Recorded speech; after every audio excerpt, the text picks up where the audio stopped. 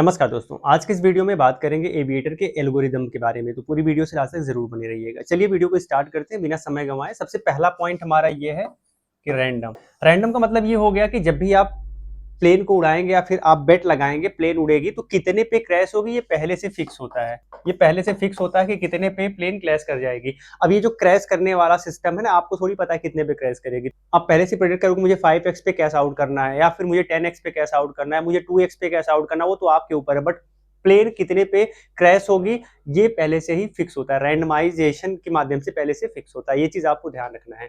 Second चीज कि जो यहाँ पर डेटा है ना, जो डेटा है वो रिलेटेड इंडिपेंडेंट होता है। इंडिपेंडेंट का मतलब ये हो गया कि जो इस बार का जो फर्स्ट राउंड आपने प्ले किया है और जो सेकेंड राउंड आप प्ले करने वाले हो, दोनों में कोई लिंक नहीं होता है। दोनों में कोई लिंक नहीं होता, ये चीज आपको ध्यान रखना है। दोनों में किसी तरीके का लिंक नहीं होता। फर्स्ट वाले में हो सकता है 0.9x पे क्रैश हुआ हो और सेकेंड वाले में हो सकता है 50x तक जाए, तो दोनों में कोई लिंक नहीं होता। तीसरा बार आप गेम प्ले करोगे वो भी पहले दूसरे से किसी तरीके से लिंक नहीं है। तो ये पूरी तरह से इंडिपेंडेंट होता है। हर इवेंट इंडिपेंडेंट होता है, किसी तरीके से लिंक नहीं होता। तीसरा पॉइंट, यहाँ पे पूरा गेम कंप्यूटर का होता है। कंप्यूटर का होता है। ये रैंडम नंबर जनरेट करता है।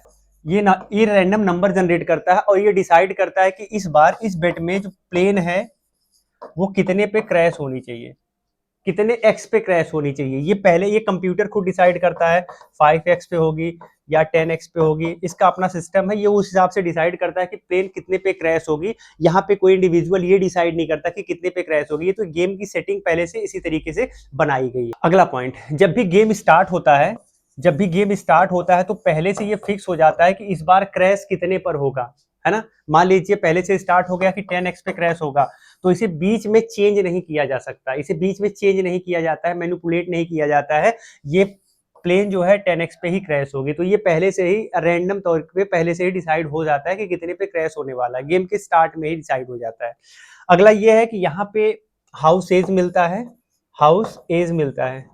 अब चूंकि ये कसिनो टाइप का गेम है, कसिनो टाइप के गेम में खास बात ये होती है कि जितना पैसा टोटल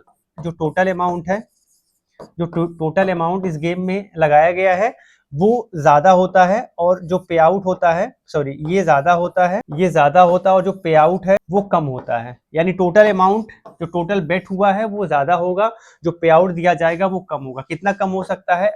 अप टू 30% के करीब कम हो सकता है। तो आप सोचो ना कि हर बार जो पैसा लग रहा है सिर्फ 70 पैसा ही मार्केट में आ रहा है, बाकी 30% पैसे तो हाउस के पास जा रहा है। तो यहाँ पर लॉन्ग टर्म में आपको लॉस होना तय है। तो ये चीज भी आपको हमेशा ध्यान रखना।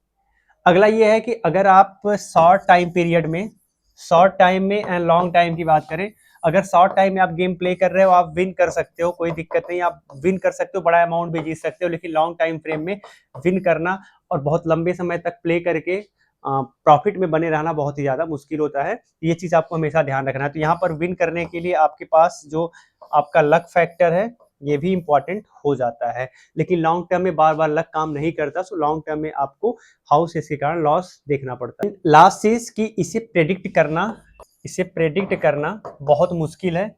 इसे प्रेडिक्ट करना बहुत ही मुश्किल है। आप इसे प्रेडिक्ट नहीं कर सकते कि इस बार अगर 10x गया है तो अगली बार 0.2x पे क्रैश हो जाएगा, या मान लीजिए 2x पे क्रैश हो जाएगा।